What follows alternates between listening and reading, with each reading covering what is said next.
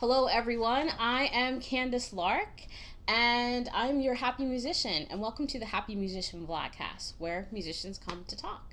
So, today I have a wonderful guest. Well, all my guests are wonderful, but I have a very philanthropic guest, and his name is Stanford Thompson. And Stanford is pretty um, accomplished, right? So you have degrees from Curtis, from New England Conservatory. You are the founder of POP, which is Play on Philly, that brings um, music lessons and instruments from top notch teachers to students that probably would not be able to receive such wonderful lessons and music lessons. I mean, and every instrument almost. You've got harp, you've got cello, bass, every instrument in the orchestra, right? Just about. And you are a recurring guest on TED Talks. So, someone that's been, I don't think I've had anyone that's been on TED Talks on my vlogcast. So, I feel privileged and I feel special. So, I'm definitely going to brag about that later. So, just to let you know. But thank you, Stanford, for being here. What have you been up to during this crazy time? Well, I mean, first of all, I've, I've been trying to just be sane. Um, and I think also grateful in many ways. I mean, I think there are so many people experiencing all sorts of problems, health issues with losing work, especially Candace, a lot of our colleagues in the arts. And I think that, I'm very grateful for my health. I'm grateful that I still have the ability to continue to work and, try to pivot and help our kids still experience music through Play on Philly. So that's been one thing. I spent a lot of time at the beginning of the pandemic just like getting my house in order. Getting myself grounded, avoiding trying to be overly productive. When everybody was like, "Oh, I have all this time now on my hands. I'm going to learn how to, sew or, I know. read all these books." And I think that I spent the first 3 months just cutting away all of the fat and just really thinking about how can I just secure my own safety, make sure I'm eating well, I'm exercising, and just kind of letting the beginning of the pandemic kind of like settle in, which I think helped set me up for realizing, after 3 months in, I think we knew that we were going to be in this for a while. Yeah, I think, And yeah, yeah, I have to agree. A lot of us did. I know that I had to convince a few people. I was like, it's been 3 months. We're going to be here for, like, oh no, we'll be out of it in 4 months. I was like, oh yeah. And, because in March I was like, oh yeah, we're going to have a summer program, in person. And then it was, oh, maybe the fall. And then it's like, I think this whole school year is going to be a wash. But I think it allowed me, since I was kind of grounded, it really allowed me for, in my personal life and also for the work I do at Play on Philly to start thinking outside of the box, knowing that we can't translate everything that we do in person to a virtual format. And then also for my personal life, that I can't get the same type of energy being an extrovert. I can't get the same energy that I'm used to having in person. So, those were things that, I think really kind of settled for me. And now I'm at a point, as we kind of approach the 1 year anniversary of this, of COVID, like really hitting the US, that I think I'm kind of more in a frame of mind of thinking about, what will 2025 look like yes. for myself personally, for Play on Philly, for the arts. And let's start thinking about what's going to change permanently because of things not only of the pandemic, but what we saw with, racial equity after the murder of George Floyd. I mean, what we're seeing now politically with everything that happened last week at the Capitol. Oh my I gosh, think, yes. yeah, and with this new era coming into Washington. So I think there's a lot to kind of embrace and a lot to kind of start to think about how the just society, how the arts and how my personal life and, of course, the organization I run, just how all these things will be affected for some time. It's a lot of mental gymnastics, definitely. And you, yeah. And I know that I'm in the same place, you know. I'm what's happening in 2025, what I'm actually thinking probably a little bit further ahead, you know. I'm actually like, okay, so what happens when I want to retire, and things like that. But it's definitely right now. It's the waves of history are crashing upon us just continually. It's just I don't feel like I have enough time to come up for air, but it's okay, you know. Um, but yeah, it's a lot to digest, and definitely the arts are key. I mean, we're the messengers, you know. We have a duty, and we have a job to um, help everyone keep their sanity, but also to continue to share our stories and share non-musical stories too. So it's gonna be interesting, to say the least, the next couple of years. Oh yeah, oh yeah. Very, very interesting. So I've got some questions that I ask everyone. And the first one's simple. So, what are you currently reading? Even if it's more than one book, I read 2 or 3 books at a time. But what's in your I'm hand? reading a big 700 pager, Barack Obama's memoir, A Promised Land. Oh, yeah. Uh, and it's been very, very eye opening. I'm probably about 2/3 of the way through. I hope to finish it, trying to finish it before inauguration day. That's kind of my goal. So, but it's very, very fascinating to just take a close look at the work that he was doing in the White House. Who he surrounded himself with. I think in many ways, just how thoughtful, he was. And then, of course, hearing about all the backstories of what was going on outside of the news headlines, I remember um, hearing about along the way. So it's been a great, super inspiring book. Almost makes me want to get into politics. But Oh, I think that there's so many lessons for leaders, entrepreneurs. I think even just for everybody to read. So, all right. So this is I'm okay. I'm gonna add this to my list because I have not. I have his. Um, I have Michelle's book. It's waiting for me. It's under another stack of books.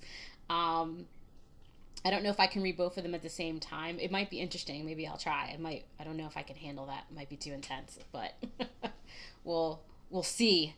My next now this question is like the question that stumps everyone. I've only had one person answer it like right away, but what is your favorite piece to play? oh, It's a very yeah. unfair question to ask a musician. And it can be more than one. It doesn't have if you have more than one, but I have to ask this question, but I know it's such a cool question. So I will say this, and um, gosh, am I performing? I've always enjoyed chamber music the most, both in the jazz idiom and both in classical music and just about anything else. If you pay me enough money, um, Right. I'll play some great Greek music. But I think that there's always something I enjoyed about being one prominent voice among others. I think it's one reason why I gravitated to playing the trumpet, because I found out I would be the only one on that part in the orchestra. But I would certainly say that as a brass player, I'm always kind of limited to what music we play, mainly because Yeah. I love string um, chamber music. But I've actually enjoyed, I mean, there are several really gems out there in the brass repertoire. Works by Arnold and Ewald. For example, Oscar Burma, Okay. um, composers like that have really been a lot of fun to play, and they're very meaningful personally. So All right. Okay. Yeah, you guys. It's. I kind of feel like trumpet players are kind of the same. Harpists have come a long way in getting our, getting our music to the forefront and saying, "Hey, I'm here." I think trumpet players are still working on it. You guys have definitely come a long way, but I still feel like they're a little bit under recognized too, because you guys, they're. I have my brother-in-law's a trumpet player as well. So and the pieces that he composes and the pieces that I hear play, I'm like, I've never heard these. He's like, they're actually been around for quite a long time, and he's doing solo work, and I'm like, why am I not hearing this? It's, yeah, you guys, we got to keep keeping you on. So if being a harpist has gives you any light that you guys will be just as far up front as we are, I think that, it's important, because I took two trumpet lessons. I took two. My parents are trying to find something for me to do for piano, and it's not easy. It takes a lot of control. There's a lot going on here. One of the reasons I knew that I wasn't going to stick with it, because I had to go get braces. Um, but it's, I have great respect for trumpet players. You guys are loud, but rightfully so. yeah, but I would also say there's such a gravitational pull towards, repertoire and pieces that we all know. And, not nearly enough energy given to so much great music that's been written today that we haven't explored, or not encouraged. So it still kind of blows my mind to walk through the halls. I mean, even at Curtis, for example, to even walk through there these days, and you still hear so many of the same pieces. And it's like all that time and energy to, work on and try to master the kind of more standard repertoire while ignoring a lot of the new stuff. I mean, certainly does not help.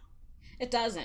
But It doesn't. I mean, yes, there's some standards definitely to know, but I have to agree. Yeah, I've kind of walked through settlement musical and be like, well, they're still doing that. Okay, all right. But okay, a little bit more intense questions here. What two people have been the most influential to you, and why? so there's number one, I would say my parents. I mean, ultimately, and I think I'll give you two more names kind of later on in my life. But, my father grew up in the early 40s in Jackson, Mississippi, fought in Vietnam, and, his collective life experiences as a Black man in the South, a Black man in the military, a Black man later in academia. He went to Norfolk State University and then got a master's in music from Indiana University. That's where he met my mom. And my mom, growing up in the mid 50s on the south side of Chicago, she was one of seven kids who integrated the Chicago public schools in the 60s. Wow. And to see her trajectory, in both of them, music played a really big role. It also played a big role in the way that they raised me and my seven siblings. I think they did a fantastic job of helping me, understand the world, helping to instill, I think, a certain mindset that and values that really helped me throughout the years, especially through this pandemic. Um, so I would certainly say that I mean, definitely they get the prize for the two most influential people. But quickly, I do want to name two others. One, a gentleman named John Conley, who helped me launch my first nonprofit when I was in college at Curtis doing my undergrad. Wow. And he was one, this was a nonprofit, a summer music camp based in Reading, Pennsylvania, about an hour and a half north of Philly, um, or maybe northwest or so of Philly. And how he opened up his network to me. He served as my board chair. he taught me how to run board meetings. He taught me how to write proposals, put Wow. together budgets. And together we ran that camp for 5 summers. I learned a lot from him Wow. in that process. And then a second person, the co-founder of Play on Philly, Carol Haas-Gravano, who has helped tremendously over the past 11 years. Same thing, opening up her network, really jumping in, leveraging her power, and quite frankly, for both of these people, leveraging their privilege, leveraging their networks, their resources. And I know that both of them intentionally did this work, knowing that they were not only helping a lot of young people, but also helping someone like myself that really wanted to carve out a niche as an artist, but also, a nonprofit leader, an advocate of equity for the arts and so on. So certainly really important people, but way too many people to name. I know. For musicians, as always, I mean, it's a long, long list, but the two definitely sound like, yes, they deserve to be uh, recognized for their. I mean, they helped you build a legacy. I mean, they used their legacy to help you build a legacy, and I mean, that's what a legacy is for. Is you should be just constantly helping the next person and the next person and the next person. So I mean, you know, um, I'm sure they are very proud of you. I mean, you've done a good job, and I'm sure they're aware. But um, I've been watching you for a while, and I'm very impressed. I think that you definitely filled a very huge void and a serious need within the Philadelphia arts. Um, I don't even think they knew how bad they needed your program, and even until it came along. So bravo to them and bravo to you. um, what's the next question I have? Oh, okay. So this one's kind of cheesy, but I have to ask it, or I wouldn't be the happy musician. So what's one thing you do to keep happiness in your art? Um, I would say, I mean, I, okay, so I would describe it that there is a slight difference between the happiness that I have, in my art and the joy that I have. Okay. Um, and I would say that, for me, I think just being able to, um, like, be real with music. I mean, Yeah. the way that I grew up hearing music, lots of jazz in the house, lots of spirituals, folk tunes, and then kind of coming to classical music. I mean, the way I was introduced to it from my parents was that, many, many composers use folk music in their writing. If it was Dvorak, if it was Strauss, even if it was Beethoven, and to be able to hear and recognize just the importance of identity in one's music. Also, growing up in Atlanta, um, for example, the annual Martin Luther King Day concerts, hearing the Spelman and the Morehouse College Glee Clubs, and all sorts of really, really great music in the Baptist churches, for example. So I think that there is, with staying happy, to me, it's always been about staying really grounded in those roots. And regardless of going to a fancy conservatory like Curtis, realize like where I come from. And to me, I think being able to incorporate those things in my practice and what I perform, I think that is what ultimately keeps me happy. And then over time, I think that's really what builds this lifelong joy of enjoying music, performing it, even like watching my kids at Play on Philly, watching them like struggle through learning a piece. I mean, it takes some love, It, um, I think, to go through a process like that. But it's a process that I was afforded. And I'm glad that my mom told me when I was 8 and 9 and 10 that I sounded good. Right. I'm so glad she didn't record any of that stuff. Right. You know? But anyway, I think that there's a lot of those components, and that's what I just try to stay true to. Stay true to. Well, I mean, so essentially, you stay true to yourself. I mean, what other way to stay happy, right? Gotta gotta make sure that you're not. And I mean, I before we were talking before we recorded, and I had said that that's what happened was I wasn't true to myself, and I had to get myself back there, and that's how I started the whole happy musician and got a very clear understanding of what I wasn't doing right. So, staying true to yourself is extremely important to stay happy in any art, in any profession. So, my last question to you is, what does a growth mindset mean to you?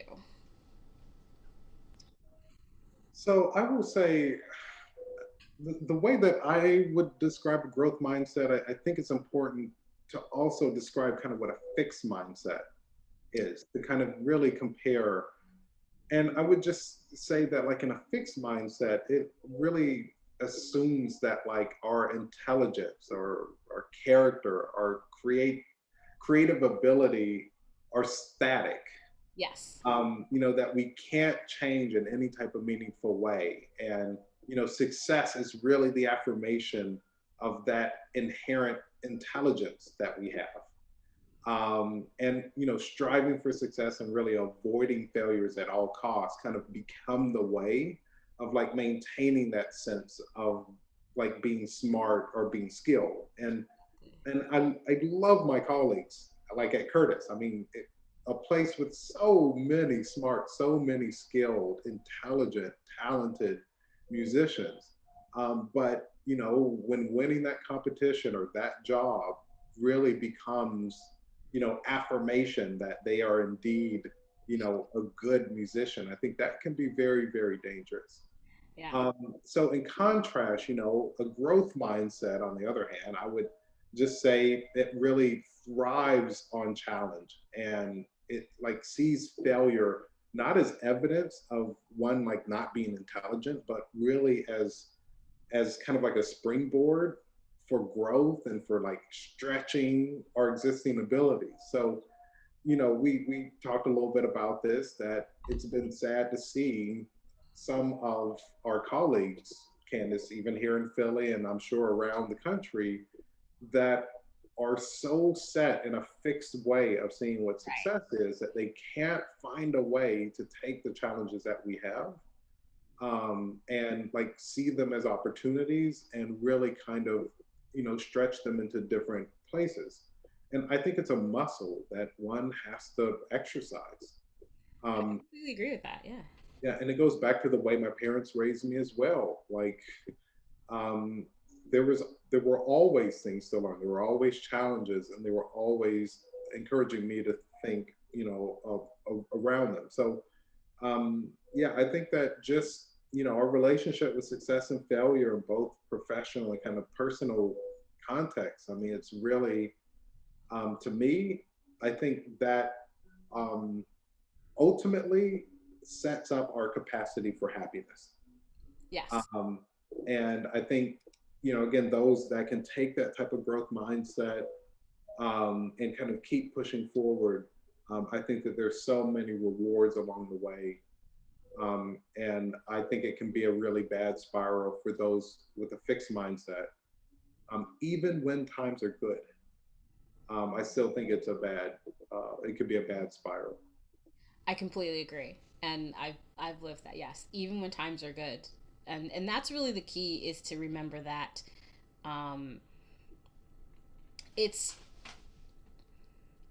I've come to understand that when you're being an artist and you're trying to find your way, so to speak, that you have to be forever this well I'm stealing someone else's quote, but forever the student and the master at the same time. And to be that way, you have to be open-minded and you can't be fixed.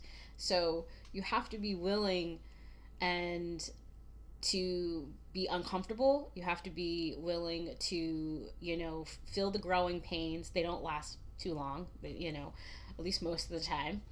But it's really interesting to me when I do have conversations with other artists. And yes, I'll say, um, for example, I have a colleague who is, she's a walking library, a musical library. She's been around for quite a while and a wealth of information and an exceptional musician.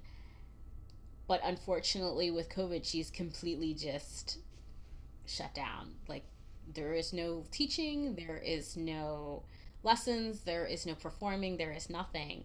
And not only do I feel it is a loss to her, but I feel it is a great loss to the musical community because they're not learning from her.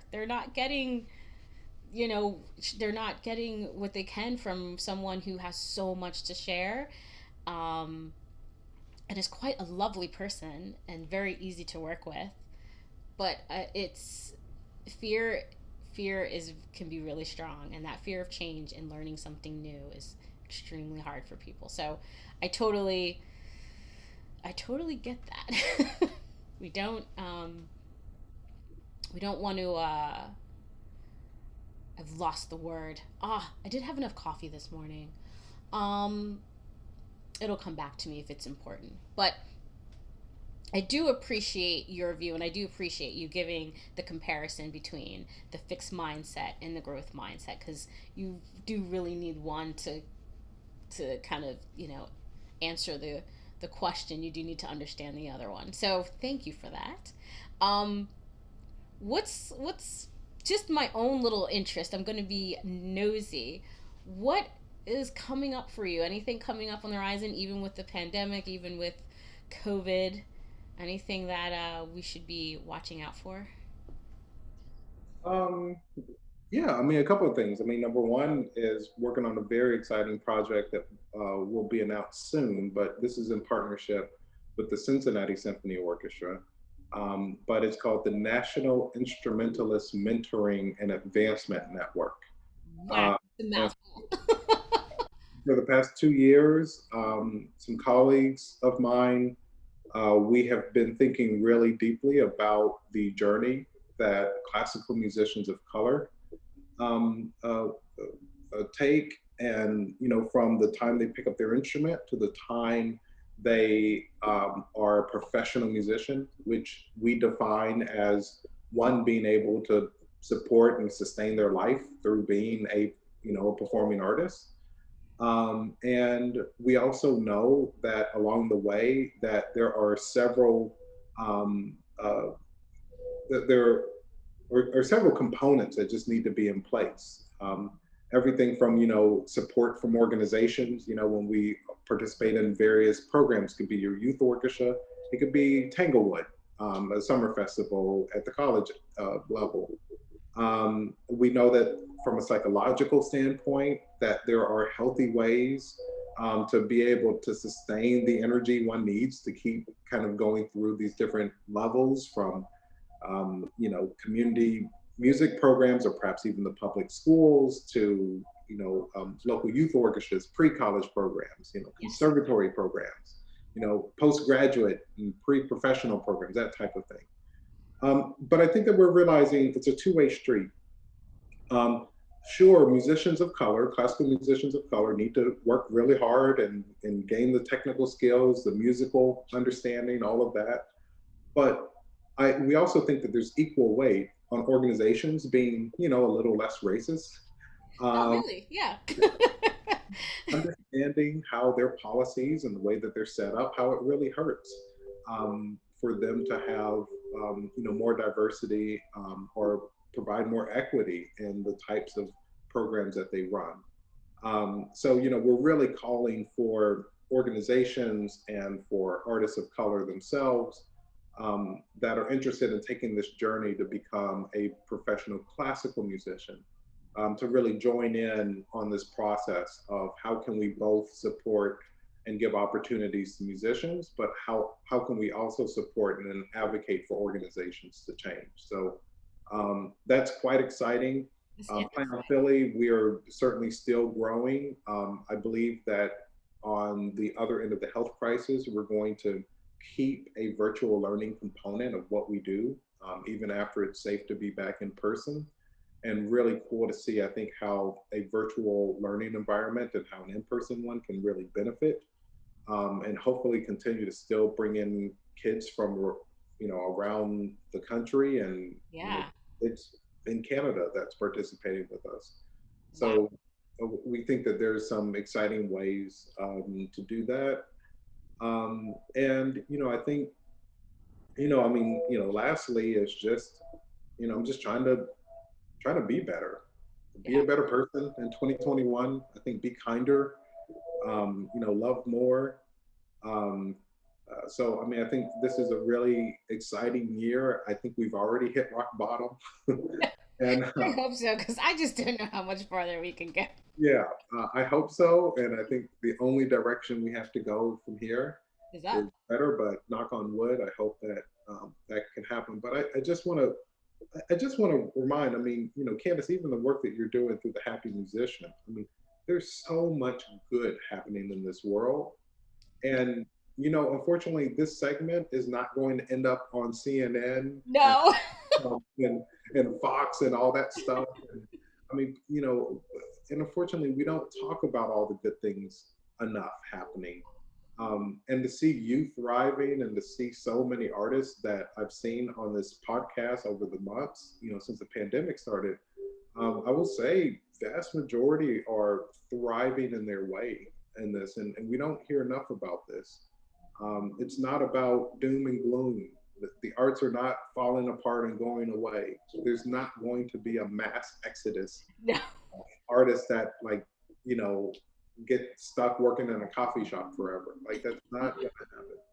So just thank you for reminding all of us and reminding myself um, always just about the importance of, I think, staying very positive, being very forward looking, and I think really looking out for one another. Yeah. We need each other. I mean, and I think, that was something that I didn't learn right away when when I was in the arts. And not that my teachers or my parents didn't teach it to me, it's just I was being hard-headed, and I had some bad experiences that made me be like, well, I'm gonna have to be an island. I don't have a choice. And didn't work out. It didn't work well for me at all.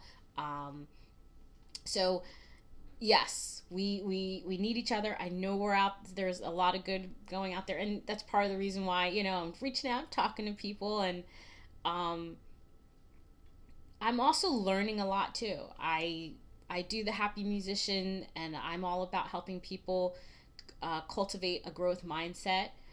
But in order for me to continue to do that, I have to continue to talk to other musicians, talk to artists, communicate, reach out, read.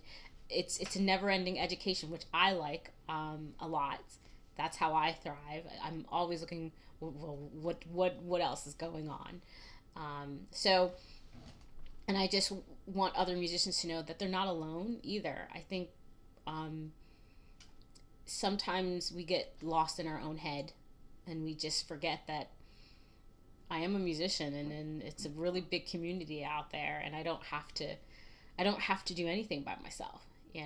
It's just take time and reach out and touch someone, to be really cheesy, and to be and to but it's true. And I think my parents definitely, they were like, look, you need to be independent, but you also have to understand that your independence um, is not built on an independent foundation. That it's important that you understand that, and it took a while for that to sink in. Um, and I'm glad it finally did, but it took longer than it should have. So, but Stanford, people like you, and um, you're keeping a lot of children mentally. I mean, mentally and emotionally happy and sane right now. Like, God forbid, what would they be doing without their music lessons right now? Or an instrument. you know, to keep some type of normalcy during this time. And you're giving them something obviously that is going to last in the rest of their life. It's a gift that keeps on giving. But they're going to remember this for the rest of their life in 30 years from now, 40 years from now, like, yeah, I'm so glad that I had my violin lessons. I'm so glad that I continued piano lessons or trumpet lessons or whatever instrument they're doing. And it's, you've what you've done before the pandemic, I think, is really created something, and I hoped has shown everyone that takes advantage of your program how important and how necessary it is. Um, and I hope that they're as I've worked in your program minimally a little bit, but I hope that I'm not a student of the program, but I'm extremely grateful to your program. Your program was not around when I was in school, and I wish it was, but I am exceedingly grateful to the work that you're doing, because I truly believe it's necessary. Yes. Well, I appreciate it. Thank you. Well, this is like went so easy and so smooth. You're so real and chill, Stanford. I love it. You just made this like probably one of the most smoothest vlogcasts I've probably ever had. So thank you for that. So I'm gonna wrap things up. So I think I got all my questions in. I got the book. The book I'm gonna list will be listed on the podcast. Um, I think I'm gonna have to start like a vlogcast book club, because I have just this massive list of books now. And once again, Stanford, thank you. Stay well, stay safe, stay happy. Once again, I'm Candace Lark, and I'm the Happy Musician, and I really appreciate you watching my vlogcast. And if you want to get them right to your inbox, make sure you go to thehappymusician.com and click on subscribe. So everyone, once again, stay well, stay safe, and stay happy.